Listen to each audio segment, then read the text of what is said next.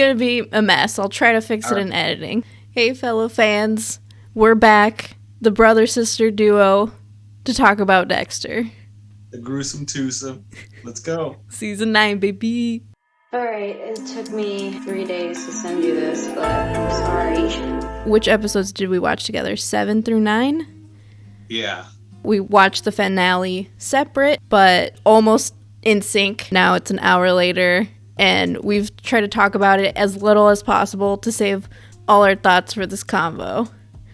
So many thoughts. Do you want to start? Well, I'll start by saying that you definitely had called it at one point. Whenever Harrison was gifted the gun, immediately you kind of said something like, oh yeah, they're just foreshadowing how Harrison's gonna kill Dexter with this rifle later. I'm gonna go even further back. I haven't rewatched our video, but we got a bunch of things right from what I remember.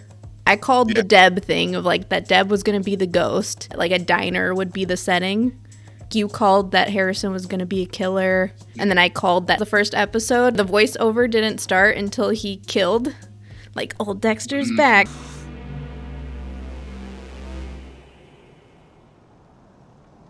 It's been a long time. So those are a few things that we, like, nailed. I feel deprived of an intro, of a theme song. Yes. I f***ing hated the flashbacks. I'm like, this is unnecessary. If you'd given me, a New Girl where they, like, had a whole song, and then by season 2 it was like, it's Jess. Like, I would have been happy with an it's Jess. Of, like, just give me, like, a little morsel of the theme song that used to hype me up so hard. Even if it was just, like, din, din, din, din, din, and then, like, icy sound. Yeah. Just give me the theme song, man. It was so good. It was just those 30 seconds of like, oh, we're going to get into it this week, Just anything. Apart from like this icy, cold-hearted slide and then like these random flash forward. Is it because Dexter dies and he's watching his life flash before his eyes? I don't know, but I wasn't into it. Yeah, Showtime, you messed up there. They fucked it up. And I get it because they're trying to give us short film vibes. Even the aspect ratio, I got that. Yeah. But come on. Give the people more of what they want. You already started. You gave us Batista. You couldn't give us the theme song. Come on. But we did get some of the music. Oh, yeah. So that... No, it was definitely thrown in there. I hated the whole, like, oh, I have to pretend like you haven't been watching the show for 10 years and, like, describe things for you in case somebody decided to start watching season 9, Yeah, spoon feed just a couple of things that we don't need. Yeah, Deb would bring up shit of, like, no shit, Deb, we were all there. When asshole drug dealers with chainsaws dismembered your mother inside a shipping container while you sloshed around in her blood. I thought the podcast was the most elegant way they talked about backstory from previous seasons. Hi, and welcome to Marry Fucking Kill. Today, I'm doing the creepiest fuck and truly terrifying Trinity Killer. Spoiler alert, he didn't kill in 3s, he killed in fucking 4s. Overall, the show stole what worked from the previous seasons and fit it in here. Like, we fucking love Deb for the most part. And we got another Trinity, and then we also tied in Trinity and Bay Harbor Butcher. So it was like all the best seasons tied into this. And they used all the backstory to give us exactly what this ending needed. They did do a good job of, going back to the basics or what brought us to the show in the beginning.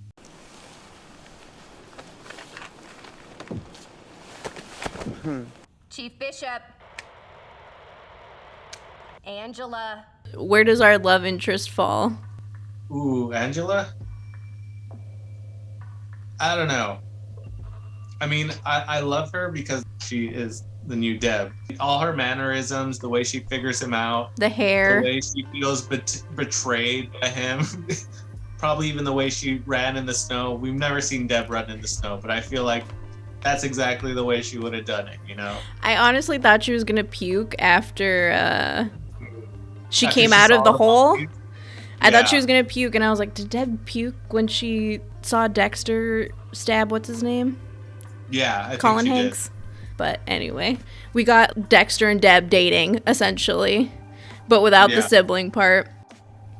I definitely enjoy that she's the better version of Deb in my head, where because there's no family attachment, she's just pretty much been following that one case her whole life. The whole reason she became a police officer was because her friend disappeared and she thought that something happened to her. And then she's following this whole string of missing women. So when it comes to her finding out Dexter and then the Maxwell thing, I think that's why she had to know about Kurt's place and all the proof she ever needed, and she couldn't walk away from that. So as far as writing, that was a great way to pull her away from already the kill she had. She had Dexter. She really had all the back information she needed to pin him against the wall for something. If it wasn't what she was pulling him in there for originally, it was definitely going to be for Dexter Morgan and all the things that he probably did as the Bay Harbor Butcher.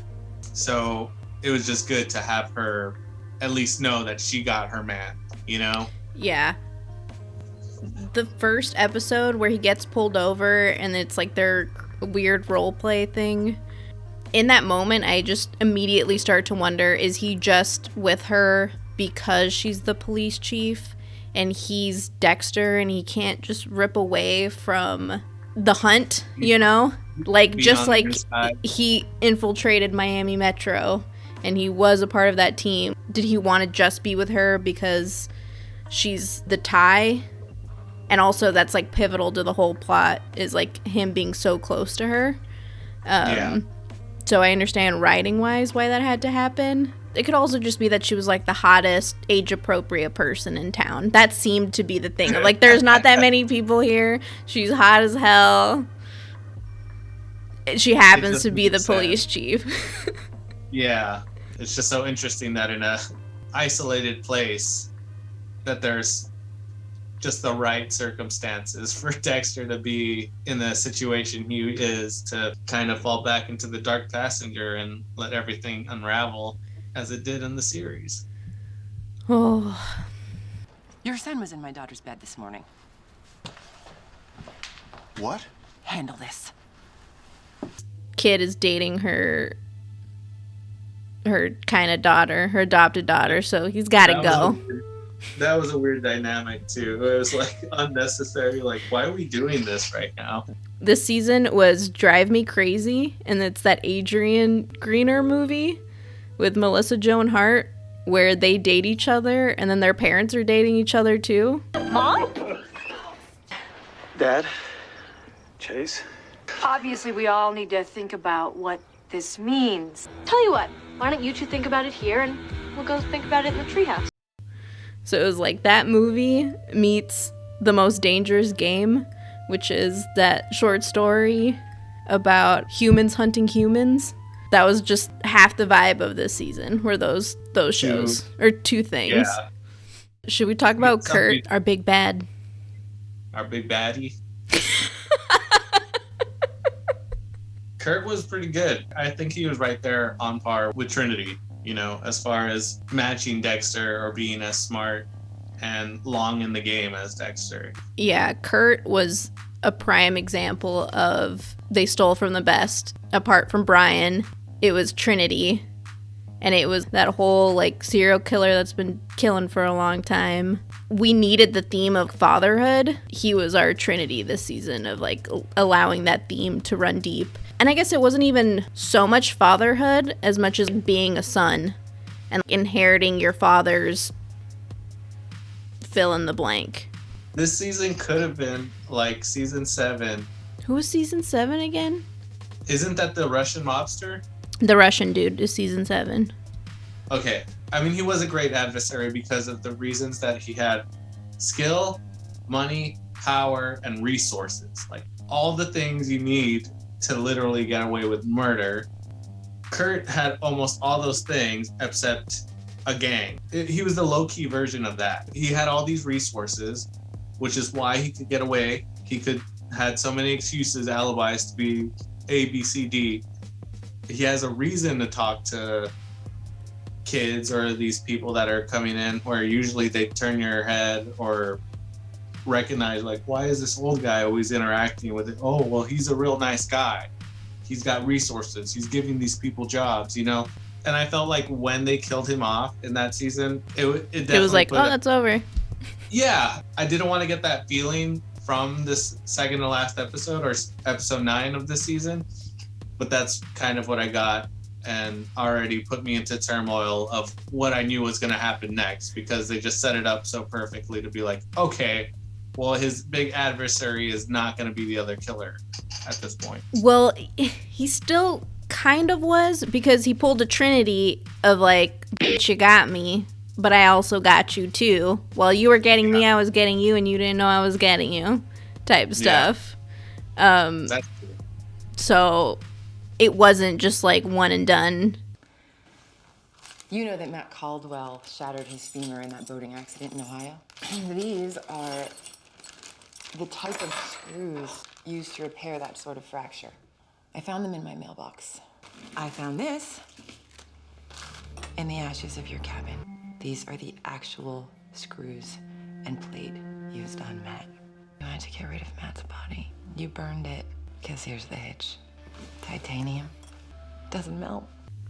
I got those pins. Come after me, bitch. Titanium doesn't melt. Titanium doesn't melt.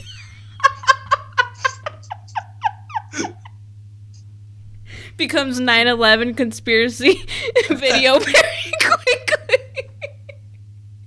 Where were the pins? Why don't we see the pins? Where are the serial numbers?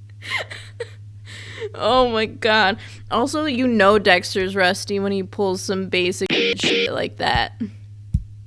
There was one scene or one point where he was like getting info or scoping somebody out, and he didn't have gloves, and I'm like, no, Dexter would at least have some latex gloves on right now. I mean, yes, he's out of practice, but he's not an idiot, you know? He's not just going freehand in there, touching everything, leaving those prints. He's rusty. He's out of the game. Also got some county honky tonk, you know. Just the town hotties, the police chief. We're gonna be fine, guys. She ain't gonna...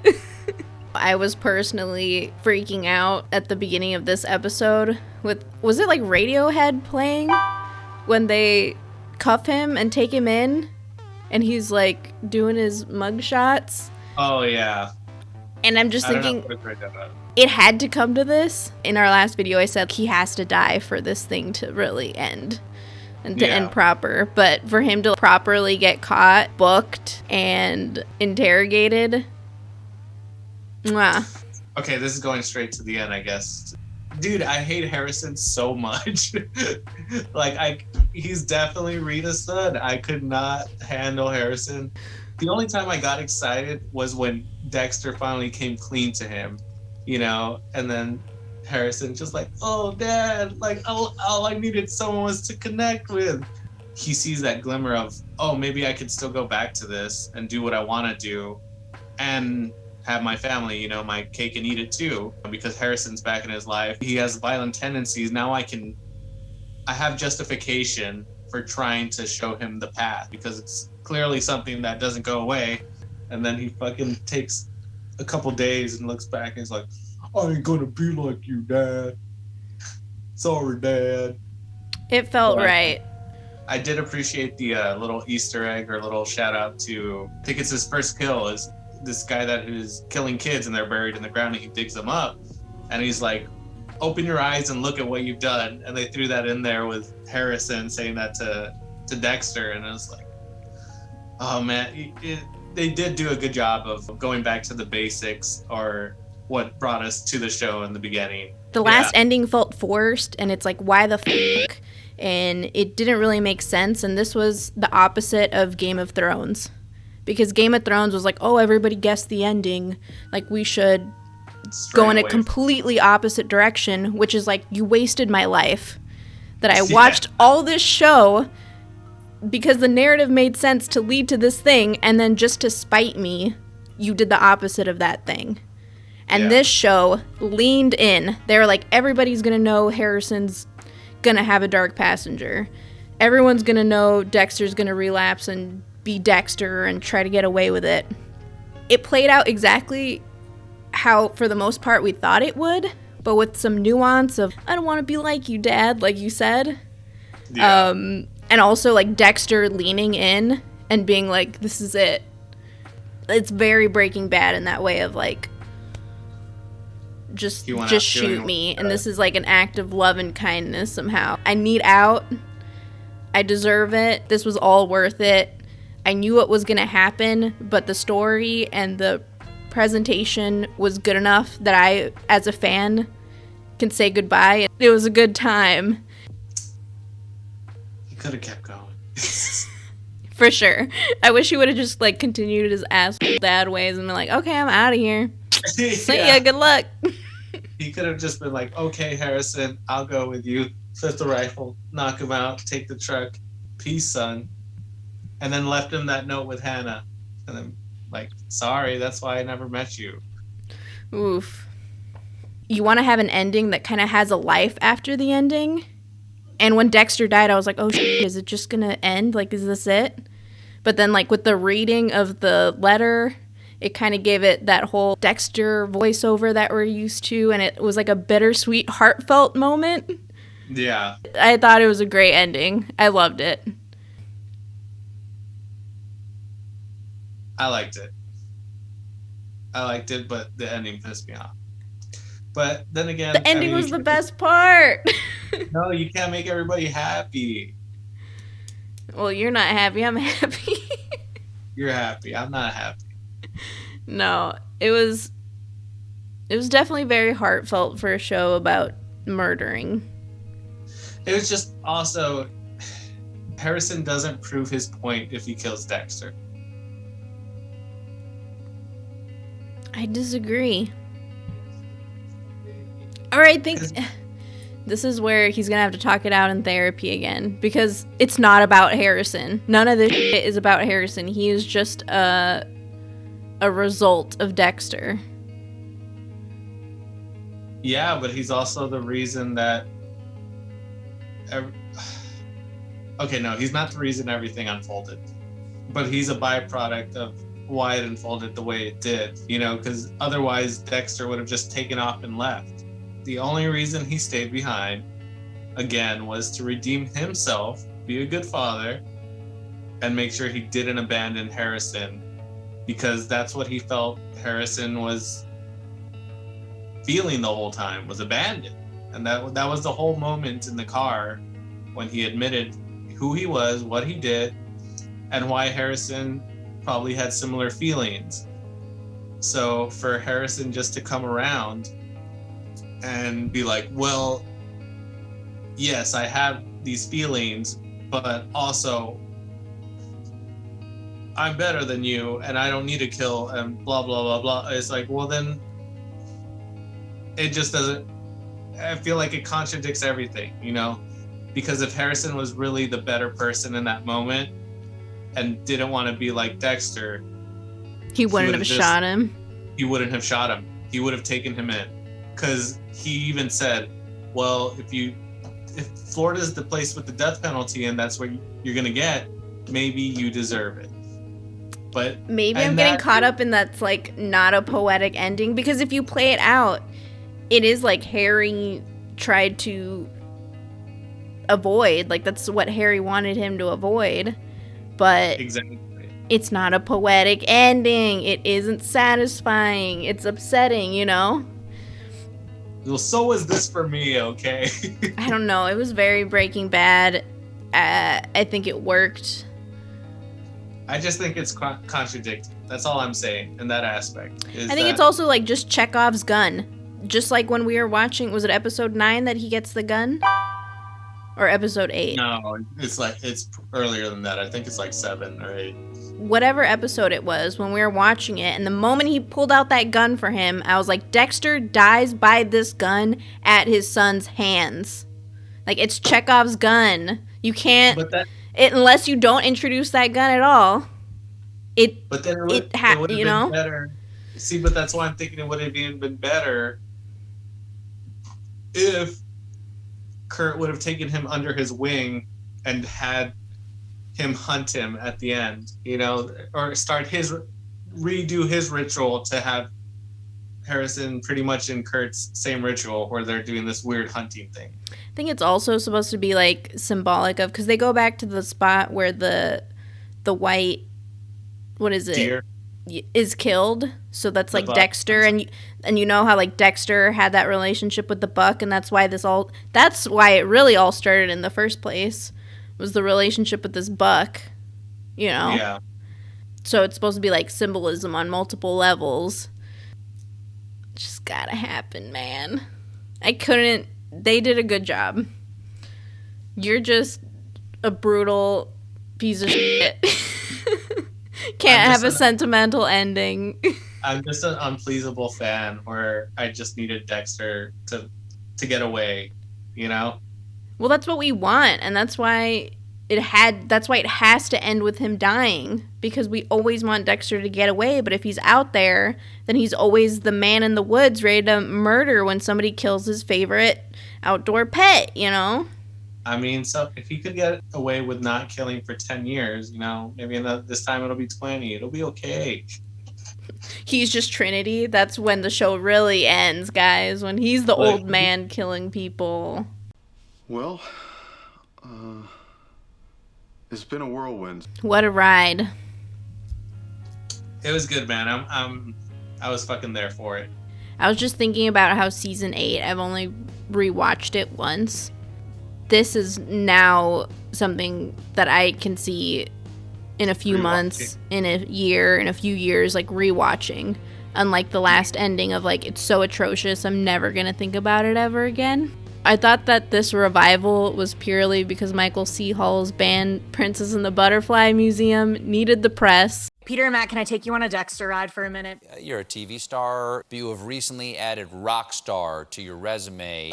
The band is called Princess Goes to the Butterfly Museum. Switch gears. You are in a band. It's got the greatest name. Oh, yeah. Princess Goes to the Butterfly Museum. Yeah. While they got the press and the ending credits song, this really was a passion project. Dexter just needs the ending he deserves, and this was 100% it. I'll take it. If they drop another album and for some reason Dexter's vitals weren't completely gone, I'll accept it, you know? Now he's out for blood. Now he's pissed, and Harrison's gonna get it. No, just damn. Kidding. I'd still watch it. Yeah. I'm like, even if they were to like abuse this and Harrison gets a spinoff, I'm gonna f***ing watch it. Nah. No? Dude, I hate Harrison so much. I think that maybe they called it even New Blood because they were hoping that it'd do so well and pull so many fans in, and the way they left it with the story, that if it was to get approved, they'd be like, okay, we'll just redo Dexter, but now Harrison's the new Dexter. Knowing how the remake world is right now, or adaptation world is, I wouldn't be surprised. I'm curious if that's something they're open to. A part of me is like, hard no. Don't fuck this up again. Just leave it alone. Yeah. Okay. Outro real quick. How do I do this again? It's been a while. One phrase, one word to end the episode. Yeah, what's your one phrase, your one word? I'm gonna have to think real hard about it. Okay, mine's easy. Tonight was the night, and I'm satisfied. Tonight's the night that Dexter ended, and it could have been better. No, I'm just kidding. No, I don't want to put it on that. That's negative energy. Edit that out for sure. Okay. Parting words for the season. Thank you, Showtime, for giving us another Dexter. I appreciate it. There's a but I'm gonna end it there. Thanks for listening to us shoot the shit. Comment, like, subscribe. Bye. Bye. Thanks, bro. Yeah, no problem.